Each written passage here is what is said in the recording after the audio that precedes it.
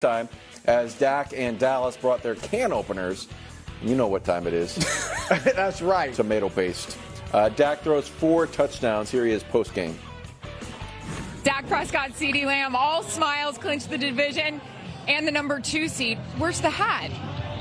I want something bigger than that. All right, we got it. All right, and I know that.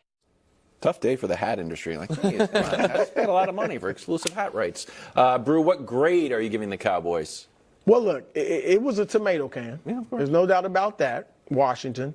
But it was a divisional game, and it was on the road where the Cowboys have darn near been tomato cans. So, look, Dak was great. Early on, it was interesting. The interception wasn't really that much on him, but still, it was like, oh, wow, is this going to be a game?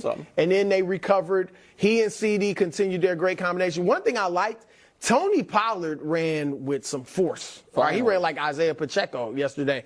And it was his best rushing game in 6 weeks. All right, so overall, bottom line is they look great. I am a tough yet fair and objective grader. Wow. So there's only one grade to give the Cowboys. Congratulations. Solid. You are heading into the playoffs on an A game. So that's a good look for the Cowboys.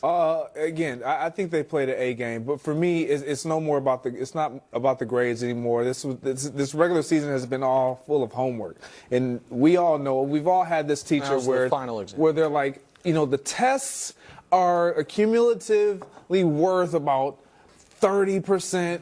The homework is about 20%, and the final exam is worth 50% of your grade. And you're like, what? That's a good, yeah. That's For the exactly Cowboys, this is what they're in the testing season. The grades, the homework is all done. Everybody understands they're a good regular season team. Now, this is when it all counts. I thought yesterday they checked every box. They kind of had a little grudge match. It was kind of a grinder to start. That feels good when you want to actually be in a match where you know you're going to get some competition. But then the better team actually looked more superior as the game progressed, and I loved it. Just 2 quick points. I guess one's a question, one's a point. First one is a question to you two. You guys feel a little foolish for the last week? All the time we could have spent about should Philly be on upset alert, we spent, despite my objections, talking this nonsense about whether or not the Cowboys were going to lose to Washington. And you guys both tried to sell me. You both tried to sell me a bill of goods about how it was dangerous. Listen, I don't want to pile on. I just say it feels like when the Cowboys, this is kind of the beats of how we do the Cowboys during the regular season when they're not playing a great team. We spend a ton of time previewing the game, talking about how can they lose, and then they dominate them, and we spend 4 minutes on Monday talking about it, and then we move on to talking about how they can then lose their next game. That's true. So that is kind of what happens. It seems a little unfair. Here's the point I wanted to make and show it to you real quick. Does CeeDee Lamb have a case that this year he was the best receiver in football? Yes, 100%. So can we show it? Listen, this is CeeDee versus Tyreek. Now, the answer there is statistically Tyreek has him, nipped in everything but catches. But it's very close.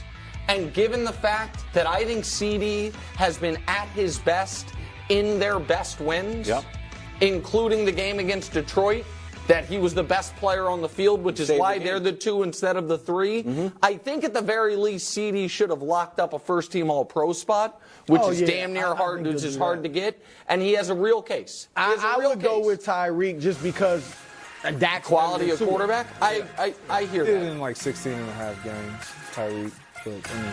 But McCaffrey may be offensive player. The show, let's check in on Bruce's Super Bowl pick. The Eagles have landed at the 5 seed after a 27-10 loss to the Giants. They end the season going 1-5 and travel to Tampa Bay to play. You know who he plays? Big Show. Here's Sirianni. None of us are quitters. We all get up off the mat when we're down, and we get up and we keep going. When you get hit in life, when you get hit in football, you got 2 options. You can stay down, or you can get the F up. Okay. And I know this group is fighters. I know this group will get up. I know that we've all been through things in our life that we've all had to deal with, and we know how to get up. Okay, that's a straight Rocky quote. He was alluding just straight from the movie. Here's a graphic, Brew, of the worst records in December and January to make the playoffs in the last 20 years. To the left there is the Eagles right now, and then it's the Dolphins who lost in the wild card round. So, is there any reason, Nick? Yeah. To believe the Eagles can turn this around? No, of course Greg not. Jennings is here. This everyone. is hi, Greg, but we're going to need a moment here. This is the worst case scenario picked them for to reach Philly. the Super Bowl, But Greg, hold on, Greg. Greg, Did he not? No, He jumped off a week ago. Yeah, well, a couple weeks ago, which is such a shame you didn't, and we'll get to that in a moment. This is the worst scenario for Philly. Could have listened to me and been like, Dallas ain't losing to Washington. Rest your guys, try to get things right. Instead, they played all their guys, got a couple guys hurt, got beat 24-0 in the first half before they took starters out, and now they're in a situation where they might have a quarterback problem, if we're being honest. They definitely have a coach problem. And the defense, it's not even, is it a problem if your car's on fire? Do you have a car problem? Or is your car just on fire? They have the worst defense of any team that's going to make the playoffs, which is why this is such a shame.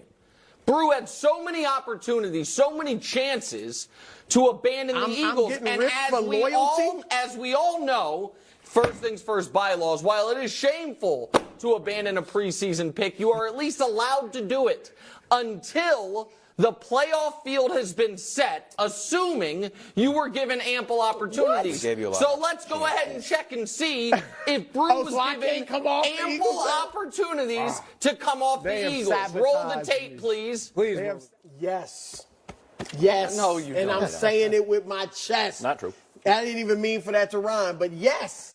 I haven't brought this out in a while, but these are 10 toes, baby. I am 10 toes down. Bro, you lost all your toes. Mark this, 10 toes down on the Philadelphia Eagles. I am sticking with the Philadelphia Eagles. Shake your heads. Why? Raise your eyebrows. I'm glad I didn't switch my pick. I'm 10 toes. Yeah, 10 toes down. 10 toes. So, Brew, you had your opportunities. You lost them. I'm curious to hear how you believe the Eagles can turn it around. You left a few videos out. What do you mean? Oh, when you abandoned them to win the Super Bowl and just switched it to make the Super Bowl? 2 weeks ago, I said I'm 2 toes down. Dusty the wheel. No. How many toes down am I? I went from 10 to 2. Yeah. Well, now I'm here. Go ahead. Oh, this is the worst thing we do. The idea that it's randomized, but it's a tape. Hey, Dusty. Yeah, that doesn't work. Stupid. I'm out. You're out. You're You're out. out. Not allowed. Not allowed. I love it. I wrote the bylaws. Done. I wasn't even on the show. I was a guest, Not but I wrote allowed. the bylaws.